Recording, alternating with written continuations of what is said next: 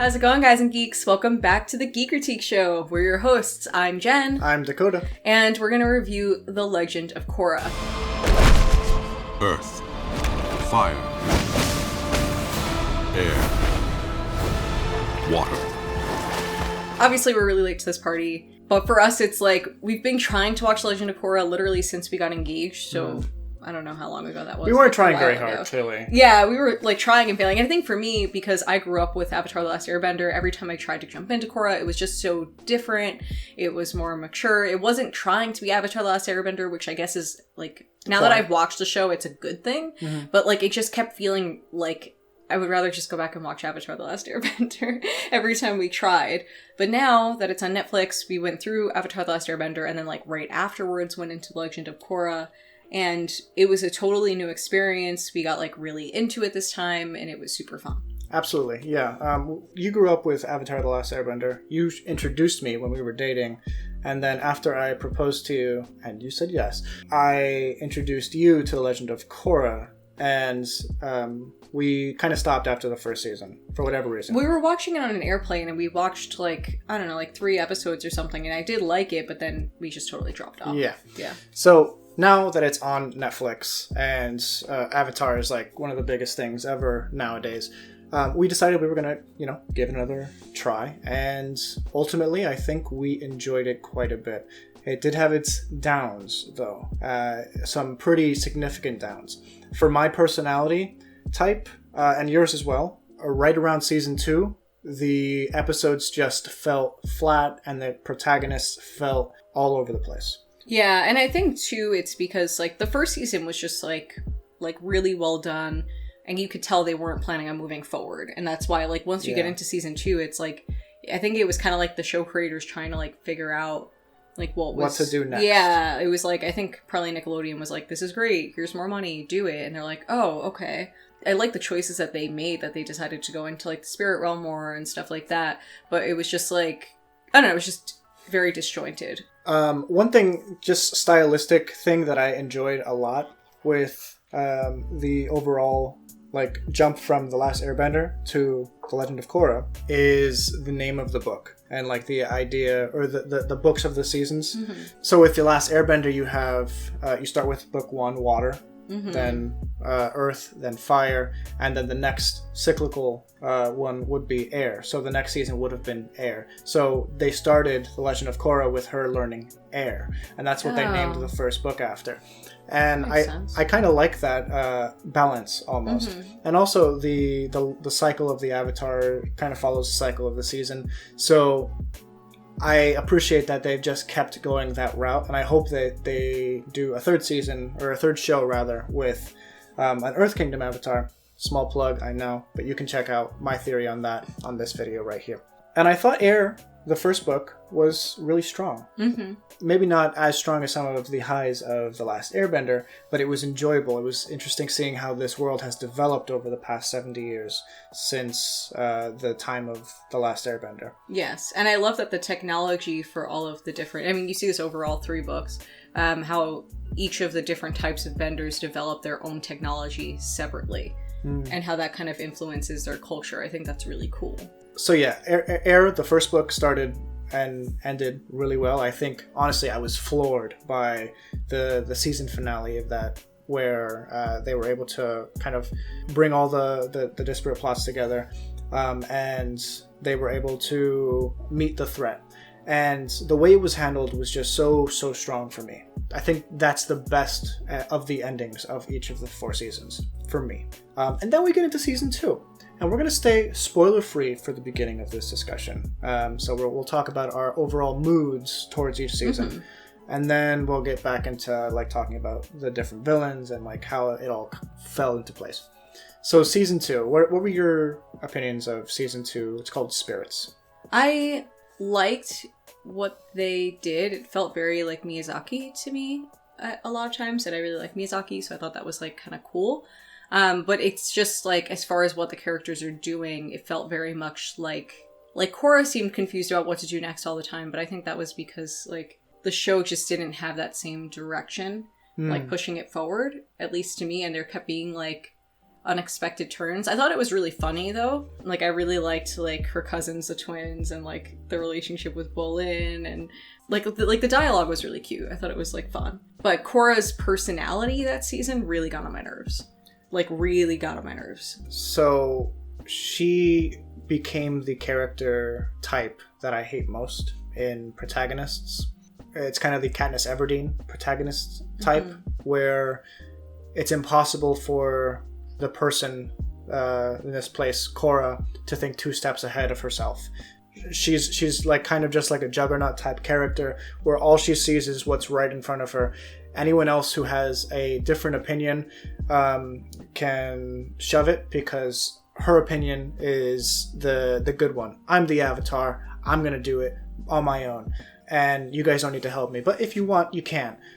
So, and if you do help her, you have to do exactly what she says and how or she else wants things. She will be very angry and she'll throw a fit if you don't. Exactly. And it was such a hard character to get behind. And it was a struggle because we saw a little bit of that in season 1, but it wasn't until season 2 that she had a little bit of confidence in herself, I guess, that she just fell apart in terms of my appreciation of like what she was capable of doing. Yeah, and I think it kind of makes sense, I guess, for her character, because imagine, like, I think with, like, Kyoshi and with Aang, we saw them kind of coming to terms with the fact that they were the Avatar. Like, they didn't always know that they were the Avatar, and Aang, like, we know he is from the beginning of the first book. Yeah. But he's still kind of coming to grips with that fact because he wasn't super happy about it. Whereas Kyoshi is knowing she's an Avatar, or not Kyoshi. Whereas Korra has known she's the Avatar since she was literally a baby, and she was like, I'm the Avatar! You gotta deal with it! It's just it's almost like a child star type of thing to me, where it's like psychologically that can't be good for you. So I guess it makes sense that she doesn't have it like all figured out, but she's trying her best to pretend like she does. It's just frustrating because she wasn't very smart at all. Like, she just didn't think. I also don't think that the creators knew what to do with her team Avatar in season 2. They were each doing very, very different things. And part of that I appreciate because it gives each character some motivation, some forward drive instead of just being the sidekick character. But it's not what we want coming off of The Last Airbender, where you have a team of individuals going on an adventure. Yeah, and my main complaint with Avatar The Last Airbender is that, like, we didn't see the full team all together, like, for a long time. Because I just love that dynamic, and, like, while they are all together, like, especially at the end of the show, it's amazing, and I'm like, I wish I could have had more of that. Whereas with this, it's like, you have the opportunity to have, like, a whole, like, crew of people, like, working together and having, you know, some kind of adventure, but you choose to split them all up. And I thought that was kind of, like, a weird choice. Speaking about Korra, you're covering her up. Oh, I have so much hair. But Yeah, so check out the shirt. Yep. Dakota, with my necklace, Dakota designed it, and I think it's pretty cool. Yeah, so it's the link in the description. I mean, I think it's a cool design. I made it. If you want to check it out or support the channel in any way and or want the t-shirt in whatever size or type of shirt you'd like, find a link just down below the video to check out and help support the channel. So Season 3 changes, or Book 3 changes, sees the world after a big cataclysmic event happens at the end of Book 2. We'll talk more about that in a little bit. Suddenly we're starting to see worldwide changes in the Avatar universe. About as like jarring almost as it was in Book 1, we're seeing all the new technology. So this is a different type of jarring stuff that it just kind of keeps the world growing, and it makes the world feel like a living world, where the stories just keep progressing and growing. So I really, really liked Book 3 changes. Yeah, I thought too, Kyoshi, like, Korra. You have Katara, Kyoshi, and Korra, and I like literally just dice them all up, and I like I just mix them all together. So I was like complaining to a coworker about Korra in season 2. I'm like, man, she's like driving me nuts. And he's like, just wait, it gets better. And it did.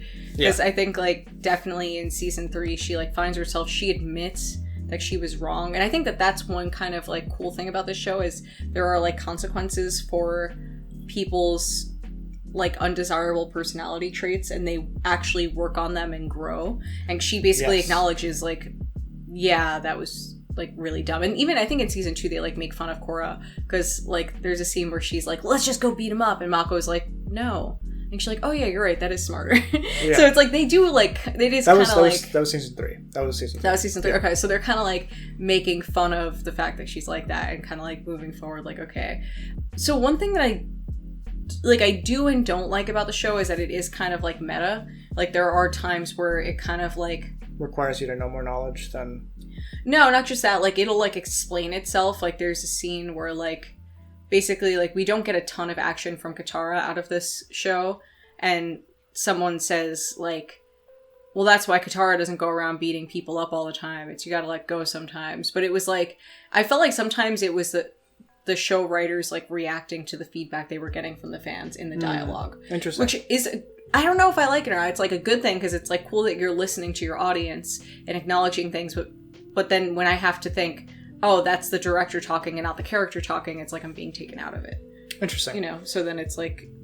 So you started I think saying with that meta in stuff, it's like 3. you have to be kind of like when we were talking about like Enola Holmes with like breaking the fourth wall. I feel similarly about meta stuff where it's like do it in a way that doesn't take me out of the story, but like I kind of am like, oh yeah, you know, like make it click, but not like... Yeah. Our review of Enola Holmes right here.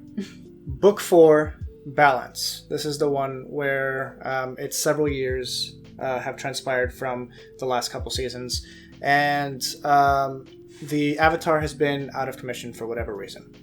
We'll just put it like that. And we arrive in a world where we're almost at war again. We're starting to see those tyrannical governments rise up, kind of like they did pre The Last Airbender, you know? And you are kind of worried about like what's going to happen. Can Korra meet this challenge?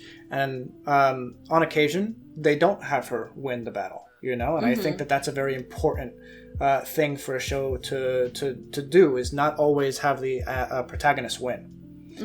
So that when they eventually win at the end, it's all the sweeter. It's that much more savory of a victory by the end. Is it sweet or is it savory? It's a little bit of both. It's come with those flavor descriptions. Sour. He's hungry. Hungry. What did you think of the way it ended? I thought it was alright. I think it's just kind of like, you know, the Avatar's job is never really done, but it does feel like the show is over and everything's like settled. So it's not like you're like, man, I really want this to keep going. If it did, it would be cool, but at the same time, it's like you're content with the way things ended. It's a contentment. I know that you are very much in the camp that you want more The Last Airbender series or books after Fire. But I started reading the comic book series that shows up directly after the events of The Last Airbender, and the story continues, and it actually does continue in comic form with The Legend of Korra as well, and I'm excited to eventually, after I catch up with those... I didn't realize it was with Korra too. Yeah. So there's 2 separate graphic novel series that like follow those shows, and they're ongoing. So I'm very excited about that, and just like learning more about the world and how it develops. And they're overseen by the original showrunners. What I will say before we start getting into spoilers about the final season, I was a little taken back by the final battle. It took place over several episodes, and I think it jumped the shark a little bit. Yeah. I do believe that they didn't need to go there. If you have watched the show, you know what I mean. It's a almost like a God in the Machine type moment for the villain that we couldn't have expected. You know, there was absolutely zero mention of this before any of this happened. Anyway, let's dive into spoilers, and we'll go back to the beginning. I don't have a lot of spoilers I don't have much to discuss about the first season. I really, going back to the ending though, with the death of Amon. Man, that was so good. And his brother. That was like something out of Game of Thrones. Like, that was like really It was good. Such powerful storytelling. Yeah. I get goosebumps just thinking about like the idea of this terribly warped family dynamic. And it will be just like the good old days. Putting down not only the enemy, but also yourself in this one final move to just wipe out this line of bloodbenders. And it was so sad, but like satisfying in the sense that like this is the best possible way that they could have ended that arc, you know? Yeah, no, that was an amazing ending to that season. With season 2, we learn we learn more about the first Avatar, Wan. I liked those episodes. I liked those a lot, actually. I thought that was really fun. And I liked how the animation style was a bit different when they went into that. Yes. I thought that was really cool and well done. Definitely. Because it's not like such a foreign animation style that it's like jarring, but it's kind of like it's modeled a blip after, into a different world. Yeah, it's modeled after like ancient Chinese paintings and stuff. Which is really cool. Yeah. I don't know the stylistic name for it or term for it, but I'm sure it has one. So I like that. What I didn't like about season 2, and I think most people agree with me, is that Korra lost the ability to speak to her past Avatar lives. I was so mad at her in that. Like, I was so mad at her so many times in that season. I was so annoyed. But yeah. That's something that apparently the showrunners decided they wanted. But I feel like that's one of the more interesting things about the Avatar and the cycle. And it's like, you know that they can always go back and reconnect. But right. I don't know. Whatever. So that was the low point for me for season 2. A high point for me in season 2 was when they're in the spirit realm and Tenzin is there with his siblings trying to like go through that like what was it called? Like the fog of lost souls or something like that. Oh man, that was like so. And then you had that guy, what's his name? The general from the first season. General Zhao or something. Zhao. Yeah. Yeah, like that was what a reference. Like what a nod back to the original show. Like that was it. Like as Jon Favreau would say, that's a deep cut. That is a deep cut. Yeah, that was amazing. That was really that was the high point of the season for me. That was a strong scene. I love Tenzin as a character. We didn't talk about Tenzin. I think Tenzin is just such a strong mentor figure for not only the Air Nomad tribe, but for Korra herself. And that's how season 3 begins, after the convergence, the harmonic convergence at the end of season 2. Season 3 begins with the re-arrival of airbenders in the world.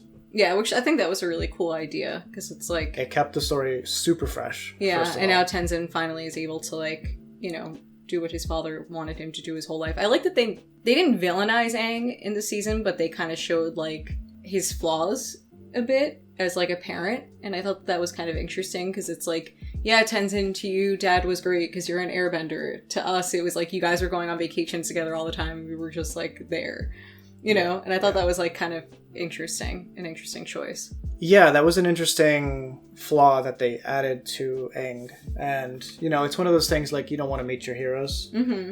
And I don't think it was an intentional thing on Aang's part to distance his other children, but he was trying so hard to keep the culture of the air nomads alive. Yeah.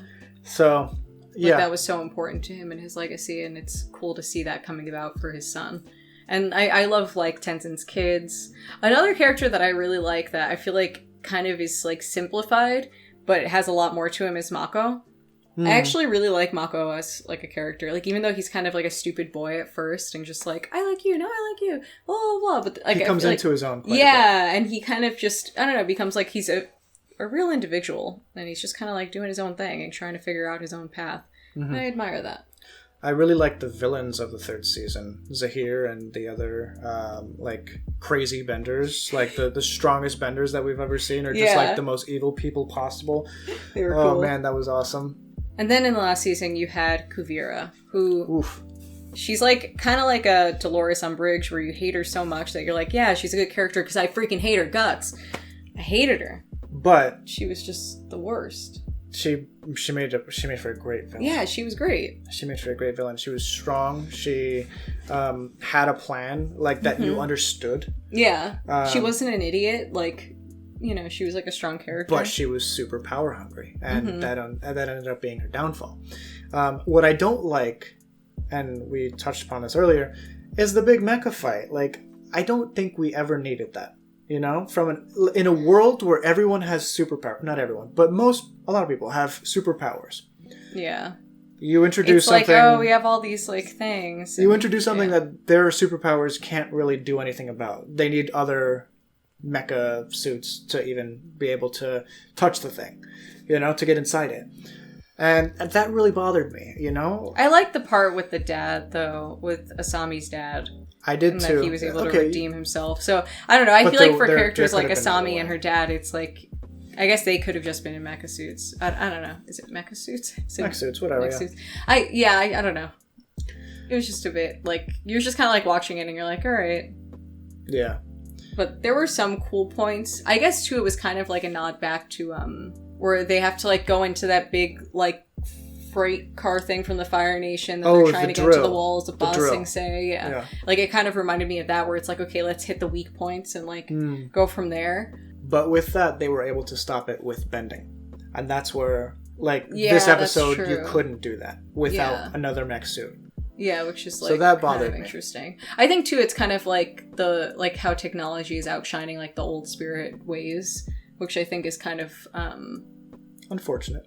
Yeah, like, it's kind of like a sad reality that they're facing, I guess, and that they're in danger of, like, being out of touch with, like, that's why it's cool that she brought back the spirit realm and all that, but it's weird that they brought back the spirit realm and then, like, the last season went in a totally different direction. Overall, I liked it. I think, like, it definitely kind of became its own thing, which is really cool. To me, it's not as classic as Avatar The Last Airbender, but it's cool, and I'd probably watch it again. Like, the next time I'll probably watch Avatar The Last Airbender again and then this. Like, I'll just add that into my rewatching system. Yeah, I think so. I think it's a good... you should actually put the comic books in there because it flows seamlessly, and it feels like you're watching this show. It's so cool. Guys, if you want to check out our review of the first Kyoshi book, The Rise of Kyoshi, it's going to be on her channel, Book Critique. So if you aren't following her there, she does excellent book reviews, short summaries of different things, and we're going to be talking all about The Rise of Kyoshi, the first book of the Kyoshi novels by author F.C.E. on her channel. So see you there. Yeah, like, I'm still kind of figuring out my booktube ways, but check it out. All right. Please like and subscribe if you haven't already, and comment your thoughts on Legend of Korra. Bye. Bye, guys.